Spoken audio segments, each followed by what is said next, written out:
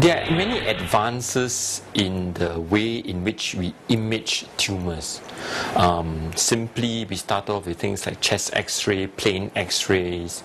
Then later we talk about things like ultrasound, using sound waves to image the abnormality. Then we talk about a CT scan, whereby we can reconstruct, three-dimensionally what the abnormality is. And then there's an MRI. The PET scan is a little bit different. The PET scan is different from all these other scans because all the other scans are looking for structural abnormalities. For example, if you look at a liver is supposed to be of a certain consistency. If we find a cyst, a bag of water in it, you can see the abnormalities in terms of the way in which the image appears. The difference between a PET scan and a CT scan is that in a PET scan, you inject a tiny amount of sugar, a little bit of glucose, that is tagged on to a radioactive substance called FDG. All right?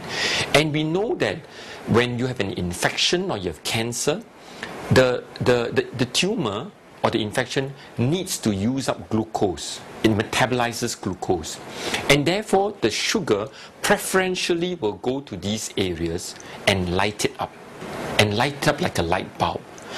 And this has made a great deal of difference in the way in which we can study the structural as well as the metabolic activity of various abnormalities like tumors and infection.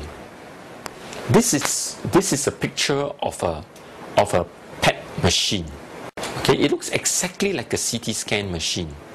The only difference is that it compiles both the CT images as well as the PET images. And the CT images will show you the structures where they are, the lung, the heart, the liver, and so on. While the PET part of it will incorporate into the CT images any areas of metabolic activity. Let me illustrate. If you look at this image, you will be able to see this is a CT scan of the pelvis.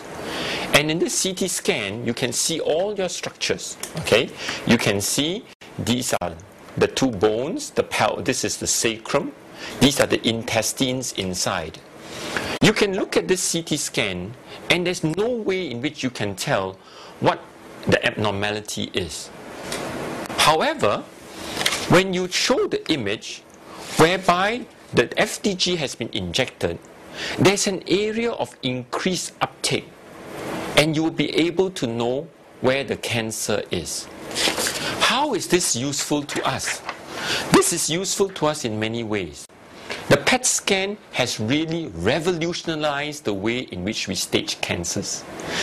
In the past, we base the staging on X-rays, ultrasound, CT scan. But with a PET scan, we can actually stage a patient more accurately. We will be able to know, besides the main areas where we can see on an X-ray or on a CT scan, sometimes we can detect smaller areas which are not detectable on a CT scan. So a patient who has a lung cancer, for example, if you do a CT scan, you may say, look, this patient has a stage 2 lung cancer, and you may say this patient will need to consider surgery for intervention. But if you do a PET scan, and you find that besides the lesion that is seen in the lung, there are now more lymph nodes or small areas of increased uptake in the other lung or in other parts of the body, a surgery may not be necessary. You may actually upstage a patient from a stage 2 to a stage 4 and thereby, change the way in which you're going to manage this patient. So a PET CT is extremely useful in helping us to stage the cancers. No, it doesn't. I mean, basically, you are injecting a tiny amount of FDG, which is a radioactive substance, but it is not harmful to the body. All right. To me, the biggest side effect of a PET scan is really the cost involved. A PET scan in Singapore costs 3,200 Singapore dollars, and that's a big sum of money to pay, especially when you may need to repeat it again to establish whether the treatment is working or not working.